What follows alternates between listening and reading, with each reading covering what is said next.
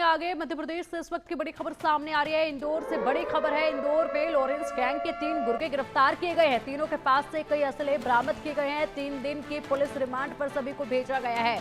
तो 3 दिन के लिए पुलिस रिमांड पर इन सभी को भेज दिया है। बता दें कि लॉरेंस गैंग पर अब लगातार जो कार्रवाई चल रही है उस सिलसिले में एक के बाद एक गिरफ्तारियां भी जो है वो देखी जा रही है। 3 दिन के पुलिस रिमांड पर इन आरोपियों को भेजा गया है। इनके पास से हथियार भी बरामद किए गए हैं। 3 गुर्गे हैं ये लॉरेंस गैंग के, जो कि लॉरेंस गैंग के जो मुखिया हैं। जिस तरीके से बड़े बड़े जो गुंडे बदमाश बैठे हुए हैं, चाहे वो बात कर ले लॉरेंस की या फिर उसके भाई जो कि अब गिरफ्त में हैं उनके बात कर ले, उनके एक इशारे पर ये लोग उनके कहे मुताबिक जो भी काम करने के लिए वो कहते थे उनको अंजाम देते थे और तमाम तरह की जो जानकारियां होती हैं वो इधर से उधर पहुंचाने का ये काम करते थे। इसी के अलावा अब इनके ऊपर शिकंजा कस लिया गया है। लगातार लॉरेंस गैंग का पर्दाफाश करने के लिए और इस गैंग पर शिकंजा कसने के लिए चारों तरफ ये छापेमारी की कार्रवाइयां जो हैं वो देश भर में देखी जा रही हैं। और इसी सिलसिले में अब इंदौर में ये कार्रवाई हुई है, जहां पर इन 3 गुर्गों को गिरफ्तार किया गया है। पुलिस के रिमांड पर इन्हें भेज दिया गया है। इनके पास से हथियार भी बरामद हुए हैं।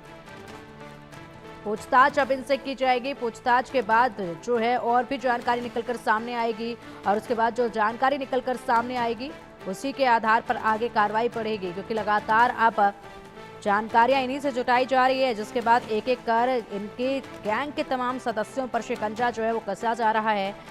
बता दें कि लॉरेंस बिश्नोई अब ज्यादा चर्चाओं में आए जब से सलमान खान को उन्होंने धमकियां देना शुरू किया। उसके बाद से बड़े बड़े चेहरों को धमकियां मिलने लगी हैं और कहीं पर भी कोई भी विस्फोट होता है या फिर कोई मर्डर होता है उसी में लॉरेंस बिश्नोई की जो गैंग है वो जिम्मेदारी उसकी लेती नजर आती है। तो ऐसे में अब कार्रवाई भी इसी के साथ जो है वो तेज होती चली गई और देश भर में अलग अलग राज्यों में अलग अलग जगहों पर जिलों में छापेमारी की कार्रवाइयां चल रही हैं। इसी सिलसिले में उसके गुर्गे को, उसके पूरी गैंग से जुड़े कोई भी अगर व्यक्ति की जानकारी हासिल होती है तो उसी के ऊपर शिकंजा जो है वो कस दिया जाता है।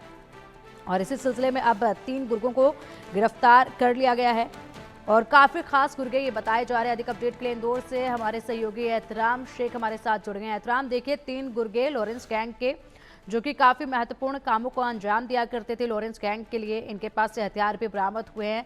इन्हें गिरफ्तार कर लिया गया है। किस तरीके से ये पूरी गिरफ्तारी की जो प्रक्रिया है वो अमल में लाई गई, कहाँ से जानकारी मिली, ये जो पूरा ऑपरेशन चलाया गया, इसके बारे में जरा विस्तार से बताइएगा।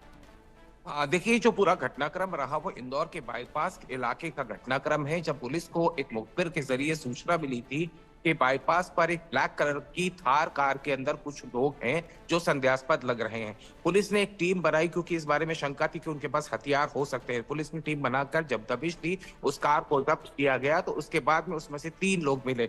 उनमें से जो 3 आरोपी हैं उनमें सबसे पहले आरोपी का नाम था भूपेंद्र सिंह रावत, जो कि राजस्थान का रहने वाला, आदेश चौधरी और दीपक सिंह रावत, ये तीनों राजस्थान के रहने वाले। भूपेंद्र सिंह रावत के बारे में जब पुलिस ने जानकारी निकाली तो मालूम पड़ता है कि इसके ऊपर पुलिस बिहार गोपालगंज थाने में 50,000 का इनाम पहले से घोषित है।